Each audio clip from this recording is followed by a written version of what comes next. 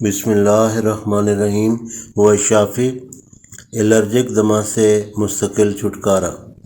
Allergic دمہ allergy کے نتیجے میں لاحق ہوتا ہے۔ ہم ذیل میں جو نسخہ بیان کرنے لگے ہیں یہ بفضل خدا ہمارے ان گنت مرتبہ کا تجربہ شدہ ہے، اور بہت سے بچوں اور بالغوں کو جو دن رات میں کئی مرتبہ انہیلر کا استعمال کرتے تھے اس موذی مرض سے مستقل نجات پا چکے ہیں۔ اجزائے نسخہ درج کر دیے گئے ہیں۔ یہ نسخہ کسی ہومیو سٹور پہ دکھائیں اور 30 طاقت میں 20 ml کی مقدار میں محلول صورت میں ایک ہی شیشے میں یکجا طور پر بنوائیں، اور 100 گرام ہومیو گولیاں بھی لے لیں۔ تھوڑی سی گولیوں پر چھڑکیں کہ قدرے تر ہو جائیں۔ 5 گولیاں 3 بار کھانا کھانے سے آدھا گھنٹہ پہلے استعمال کریں۔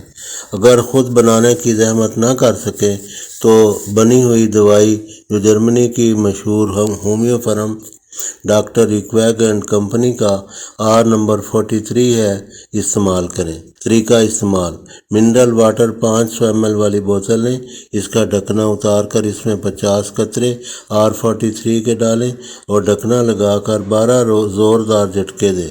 بس دوائی تیار ہے۔ 2 ڈھکنے 3 بار ہر کھانے سے آدھا گھنٹہ پہلے استعمال کریں۔ ختم ہو تو پھر تیار کر لیں۔ اس طرح یہ R43 کی شیشی 5-6 ماہ تک چل جائے گی اور بہت ہی سستی پڑے گی۔ پولن یا ڈسٹ الرجی کی صورت میں ہمارا لیکچر پولن الرجی سے نجات ضرور سنیں۔ اس ہومیو علاج کے دوران اگر اطریف الزمانی 1 کلو گرام والی پیک جو آفتاب کرشی کی بنی ہوئی ہے، بڑی پیک بہت سستی پڑتی ہے، ہمدرد کی لے لیں وہ بھی سستی پڑے گی۔ بڑی پیک میں جو دوائی ہوگی وہ آپ کو کافی سستی پڑے گی۔ 1.5 چمچ روزانہ چائے والی، یہ ٹی سپون جو ہے چائے والے چمچ ہے، 1.5 چمچ روزانہ نیم گرم دودھ یا نیم گرم پانی کے ساتھ یا چائے کے ساتھ استعمال کریں تو سونے پہ سہاگے والی بات ہے، یعنی بہت زیادہ فائدہ ہوگا۔ الرجک دمہ انشاءاللہ ہمیشہ کے لیے دور ہو جائے گا۔